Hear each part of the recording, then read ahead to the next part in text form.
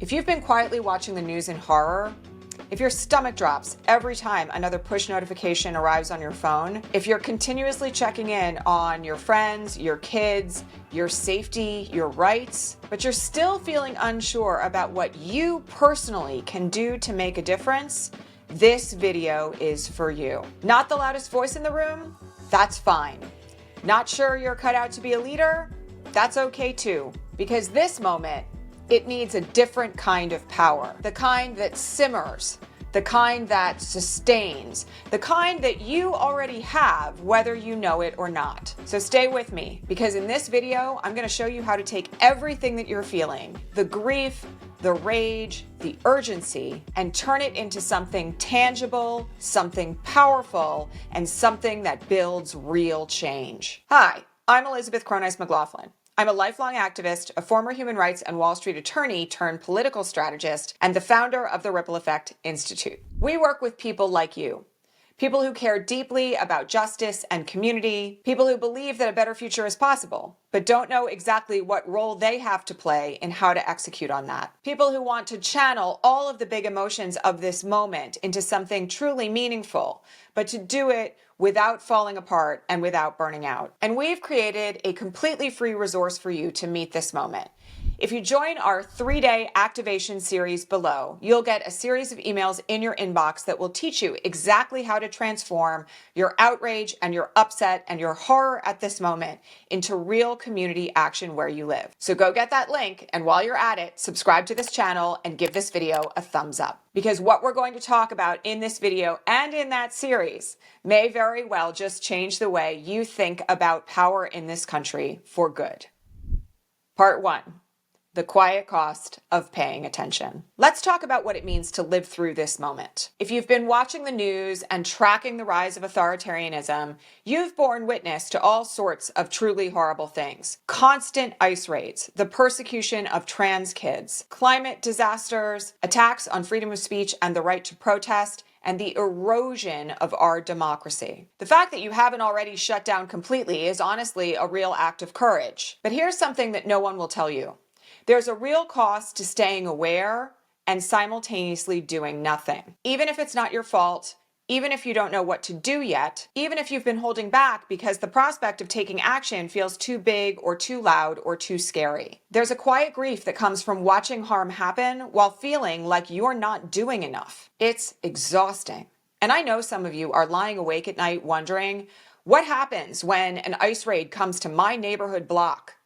What happens if Trump manages to completely ban abortion medication in this country? What kind of a world will my kids and my grandkids and the people that I truly care about inherit? And you might not say it out loud. You might not post about it on social media. You may look like on the outside everything is fine. But if you're holding all of that inside and it's become too much to bear, let me just tell you something. It doesn't make you broken. It actually makes you empathetic. It makes you human. And most importantly, it makes you ready to take action, even if it doesn't feel that way quite yet. Part 2, why you haven't quite failed yet. So if you've been a little bit frozen and you've been more than a little consumed by the headlines, maybe you've done a few small things. You've made a donation to a nonprofit you care about. Maybe you've shared a post or two, wondering if that's actually screaming into the wind on social media with all of its algorithms. Maybe you've thought about doing more, but then you've shut down because it all feels like it's way too much. That's not failure. That's a signal. It's a signal that you're awake, but not yet fully resourced. Because I'll let you in on a little secret. No one naturally knows how to respond to a collapsing democratic system. And we're living through multiple collapses at once. So if you're someone who's always been the helper, the reliable one, the one who's cool in a crisis, but this moment just feels too overwhelming to even decide where to start, you're not alone, you're not too late, and you're not lacking. You just don't have the skills that you need quite yet to do what is meant to be done. You need the tools and support to make a difference right now. And you need to do it at a pace and in a way that honors your energy and your values. Part 3, what real power looks like. So we've been taught by Hollywood and social media and historical documentaries that power is loud, aggressive, hierarchical. That in order to make a difference in this era, you have to be an influencer, a politician, or a billionaire. That you have to have the perfect words, the perfect social media brand, and the perfect strategy. But here's what I've seen over and over again. The people who make the deepest impact often start small. They start local. They start with their neighbors and their friends and in their own communities. They start when they finally stop asking, who am I to do this? And they start asking, how can I plug in and begin to make a difference right now? Here's the truth.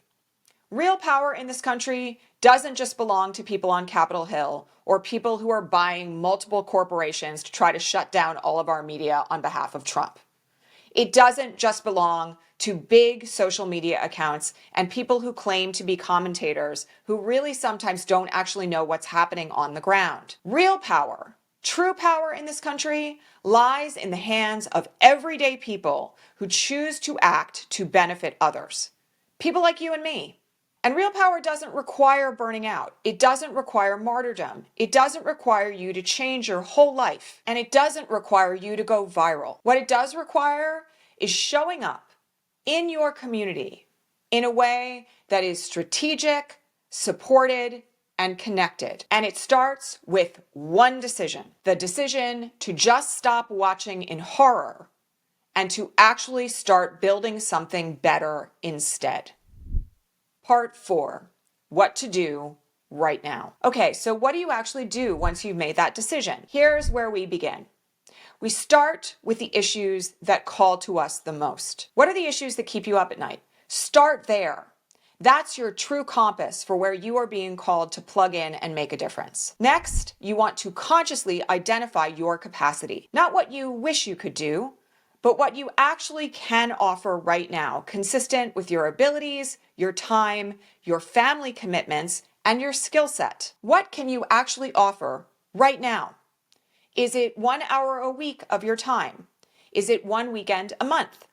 And what kinds of skills can you offer? Can you offer administrative help? Can you offer creative skills in graphic design or designing postcards to voters? Can you offer a great organizational mind that can help to organize the pantry of a food bank? Maybe it's talking to your neighbors about issues that matter.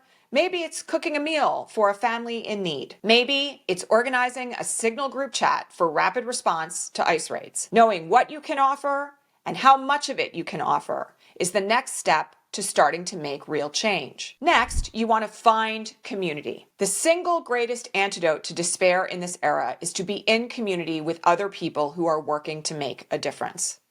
And let me just tell you, I know it may not look like it on social media, but there are thousands upon thousands of people in this country every day taking steps to push back, to make a difference, and to protect their friends and loved ones. Your next step in this process is to find just one local community group that is doing work on an issue that you care about. Find one group, one initiative, or one team. You don't need to reinvent the wheel.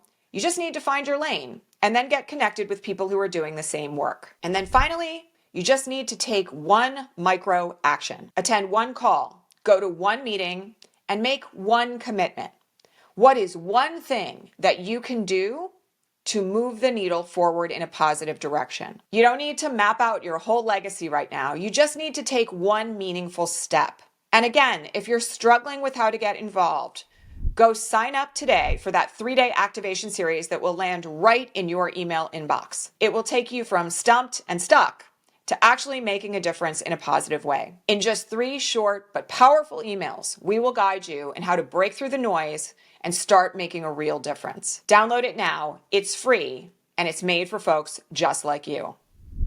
Part 5, you are needed. Now, just so we're clear about it, building a movement of martyrs is never going to be effective. We need to build instead a nationwide movement of grounded, brave, and everyday people who simply refuse to give up. People who are scared and still show up. People who are exhausted but still dream of a better future. People who once thought, I'm not the one to do this, and then became the reason for others to keep going. You don't have to fix everything, and you don't have to do it perfectly.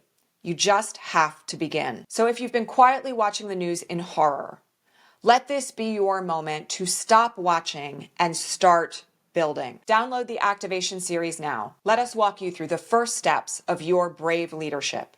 The link is below. And if you know already that you're here to build something larger and you're ready to lead a movement, I want to invite you to book a free strategy call with our team below. We'll walk through your goals, your aims, and where you're headed, and we'll help you to determine if the Ripple Effect Institute is the next right step for you. So let me just remind you of this. No matter how bad it looks out there, we all still have an enormous amount of untapped power. We can move in the direction of a better future. We don't have to be ready. We don't have to be experts, but we just have to begin. Let this be your moment to begin. Thanks so much for watching, and I'll see you in the next video.